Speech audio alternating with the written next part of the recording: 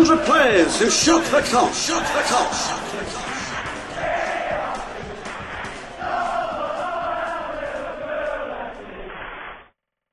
Well, Albert Stubbins, now he's one of the great names in post-war Liverpool. He was a record signing in 1946, 12,500 quid, which, believe you me, was a lot of money in 1946. He was playing for Newcastle, was a prolific scorer during the Second World War, and both Liverpool and Everton wanted to sign him. It actually caused a bit of a shockwaves through football, that Liverpool were splashing out this kind of money. They had to, though. He was very, very good, and Everton were also extremely interested. Liverpool headed up to Newcastle and opened negotiations for him, and Everton got wind that they'd gone up, and they followed, and they were about 2 hours behind Liverpool. Albert at this stage was in the News Theatre in Newcastle at the cinema, and the two clubs were there at St James's Park. Both agreed to fee, 12,500, no problem with the fee.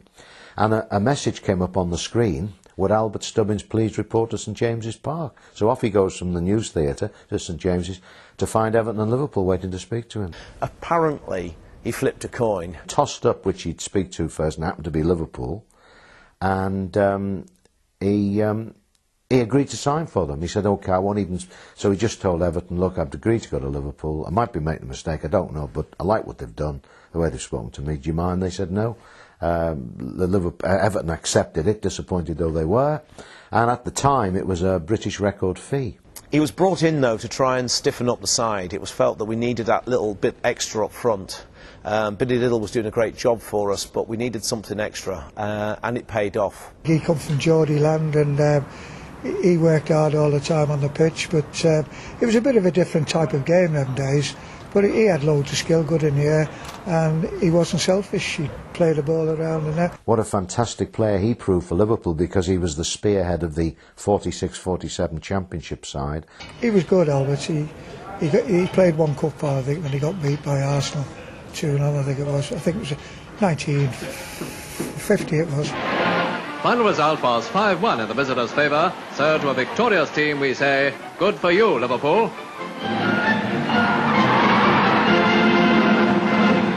During his time with the club, though, he scored the most amazing goals at times. Some of them are incredible. He scored a number, or attempted a number of flying headers, when you're sort of parallel to the ground. And he's famous, amongst other things, for a goal when he was 6 to 9 inches off the ground in a cup tie on a frozen pitch against Birmingham to meet a little cross to head in one of the great goals of his... many goals, one of the greatest in his career. Stubbins gets his second and Liverpool's third. And people who saw it used to talk about it, and still do, those who saw it, this amazing goal. He lacerated his knees in a terrible way because there was ice on the pitch. They wouldn't play the game now because the pitch was dangerous, but they did then. And he scored this fantastic goal on that pitch. There were contract problems, though, with him. Again, he was a big name, and it's perhaps hard to kind of think back into those days, but I mean, he deserved, he could command a decent wage. I think it was 53, there was a period of time when his contract negotiations stalled, and the club weren't really too sure. And the fans were really upset about this, because obviously, as far as they're concerned, you pay him what he wants, don't argue about it.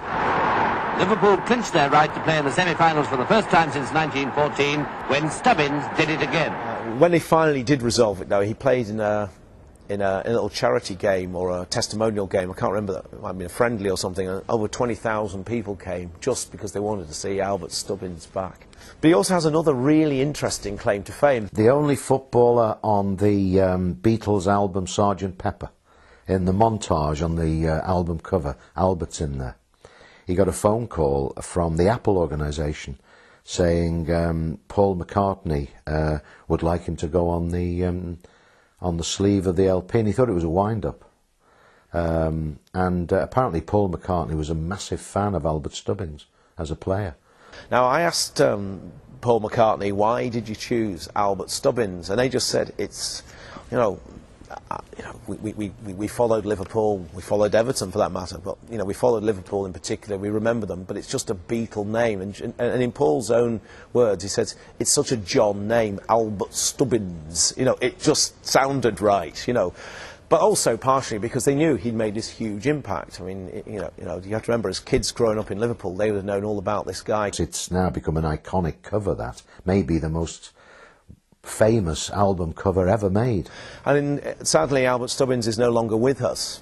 And I know that in his very, very last interview that he gave, for the club in fact, the only thing he had, the football memorabilia in his house, was actually a little plate of the Sgt. Pepper album cover as a little memento. So that obviously really meant something to him, that he'd made it up there with the Beatles. So that was Albert Stubbins, the Burning Stub.